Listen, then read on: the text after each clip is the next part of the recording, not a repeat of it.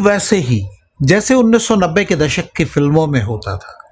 एक हाथ में फूल जिसमें बहुत सारी पंखुड़ियां होती हैं। हर सवाल पर एक पंखुड़ी टूटती है। जवाब हाँ हो तो पंखुड़ी दाएं गिरती है और ना हो तो बाएं। सवाल क्या थे? निशांत कुमार राजनीति में आएंगे, नहीं आएंगे? पार्टी ज्वाइन करेंगे, नहीं करेंगे? मंत्री बनेंगे, नहीं बनेंगे?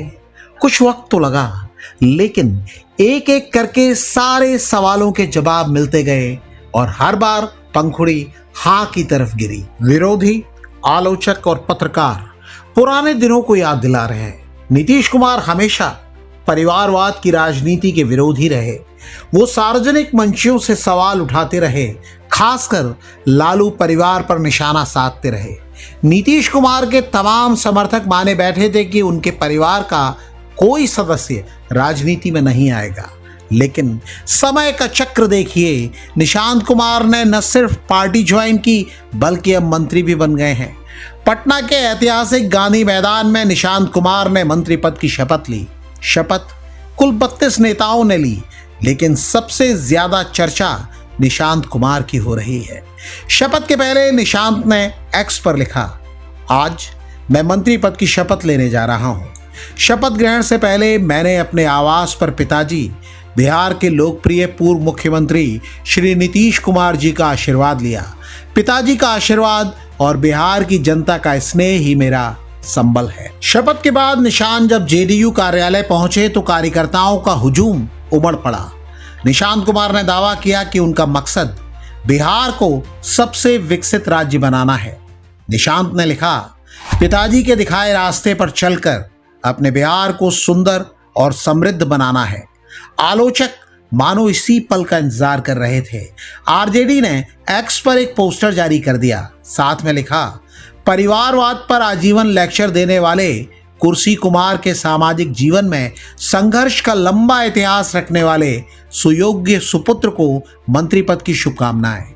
दूसरे आलोचक भी बरसने लगे। जैकी यादव नाम के यूजर ने निशांत कुमार की तुलना उपेंद्र कुशवाहा के बेटे दीपक प्रकाश से की। उन्होंने लिखा, आखिरकार बिहार की राजनीति में आज वो दिन भी आ गया जिसका नीतीश कुमार को बेसब्री से इंतजार हुआ करता था। नीतीश कुमार के बेटे निशांत कुमार ने आज बिहार सरकार में मंत्री पद की शपथ ली। नीतीश कुमार वर्षों से लालू प्रसाद यादव जी की राजनीति को परिवारवाद की राजनीति बताते आए थे, लेकिन आज खुश होंगे। पहले उपेंद्र कुशवाहा के बेटे दीपक प्रकाश और अब नीतीश कुमार के बेटे निशांत कुमार बिना कोई प्रत्यक्ष चुनाव लड़े मंत्री बन गए हैं। रंजन सिंह नाम के यूजर ने इसे परिवारवाद का बड़ा सिक्सर बता दिया। उन्होंने लिखा, वाह नीतीश कुमार जी वाह, जिंदगी भर परिवारवाद पर ज्ञान देने वाले, विरोध करने वाले, सबसे बड़ा परिवारवाद का सबसे बड़ा सिक्सर आपने मार दिया। जब आपके बेटे की बारी आई, परिवारवाद की नई परिभाषा लिख दी। जिस बेटे का 20 दिन पहले तक राजनीति में दूर दूर तक कोई नाम निशान नहीं था, गांव का एक मुखिया का भी चुनाव नहीं लड़ा हो, उसको सीधा मंत्री बना दिया। इससे बेहतर परिवारवाद और क्या हो सकता है? निशांत कुमार को उप मुख्यमंत्री बनाने वाले थे, नहीं बनाया। उसके 10 दिन बाद ऐसा क्या पलटी मारे, सीधे मंत्री बना दिए। लालू यादव, तेजस्वी यादव को जिंदगी भर परिवारवाद पर घेरने वाले, विरोध करने वाले, अब खुद उसी जलसे में शामिल हो चुके हैं। निशांत कुमार को कम से कम चुनाव तो लड़ने देते।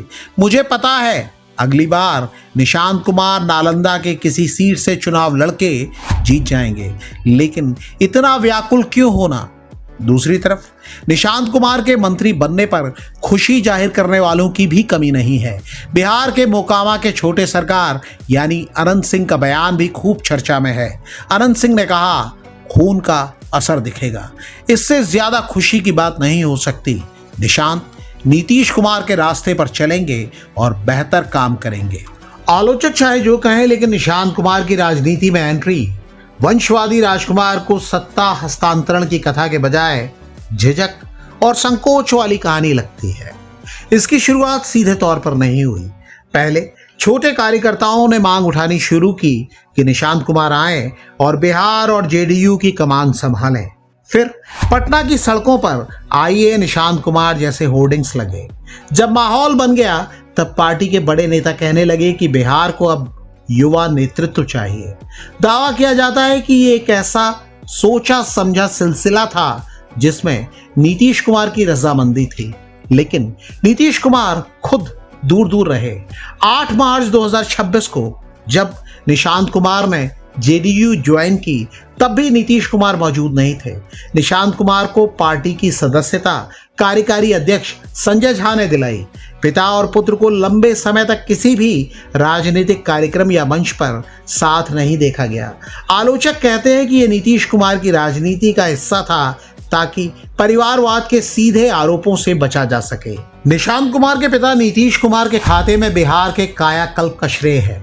नीतीश कुमार 2005 में बिहार के सीएम बने और 14 अप्रैल 2026 तक ज्यादातर समय बिहार के मुख्यमंत्री बने रहे। 2020 के विधानसभा चुनाव में जेडीयू के खराब प्रदर्शन के बाद लगा था कि पार्टी पतन की ओर है, लेकिन 2025 के विधानसभा चुनाव में नीतीश कुमार ने फिर करिश्मा किया और 85 सीटें जीतकर बीजेपी के लगभग बराबर खड़े हो गए। 2024 के लोकसभा चुनाव में भी उनका स्ट्राइक रेट शानदार रहा था, बल्कि बीजेपी से बेहतर था। उनकी पार्टी जेडीयू ने कम सीटों पर उम्मीदवार उतारे, लेकिन बीजेपी के बराबर 12 सीटें जीती। इसी भरोसे के दम पर जेडीयू की दूसरी लाइन के नेता चाहते थे कि निशांत कमान संभालें, क्योंकि उन्हें लगता है कि नीतीश कुमार या उनके बेटे के चेहरे के बिना जेडीयू का कोई भविष्य नहीं है। लेकिन निशांत कुमार नीतीश कुमार नहीं है। सॉफ्टवेयर इंजीनियर निशांत की छवि बेहद सरल और एक आध्यात्मिक व्यक्ति की रही है। राजनीति में एंट्री के बाद भी लगता है कि वो इसी इमेज को आगे बढ़ाना चाहते हैं। निशांत कुमार ने राजनीति में आने के बाद अपनी सद्भाव यात्रा उसी निश्चय रथ से शुरू की जिसका इस्तेमाल उनके पिता नीतीश कुमार करते थे। पार्टी के रणनीतिकारों ने उन्हें समझाया कि अगर बिहार में बदलाव लाना है और कार्यकर्ताओं की मदद करनी है तो बिना पद के काम नहीं चलेगा, और दावा किया जाता है कि इसीलिए वो मंत्री बनने को तैयार हुए। निशांत कुमार के लिए पिता की विरासत अभी वरदान जैसी लग रही है, जहां हर कोई कह रहा है कि उन्हें बिना किसी संघर्ष के सीधे मंत्री पद मिल गया। लेकिन पिता से बार बार होने वाली तुलना और पार्टी को एकजुट रखने का दबाव उनके लिए भविष्य में एक बड़ा बोझ भी बन सकता है। नीतीश कुमार को राजनीति के घाक खिलाड़ी के रूप में देखा जाता है। लालू यादव जैसे चतुर राजनेता दावा करते रहे हैं कि नीतीश कुमार के पेट में दांत है। उन्हीं नीतीश कुमार के सीधे बेटे को अब हर दिन एक नया इम्तिहान देना है, और यही इम्तिहान तय करेंगे कि निशांत कुमार के लिए विरासत वरदान है या बोझ। बिहार की राजनीति का सबसे बड़ा सवाल यही है। आपको क्या लगता है? कमेंट करके हमें बताइएगा जरूर।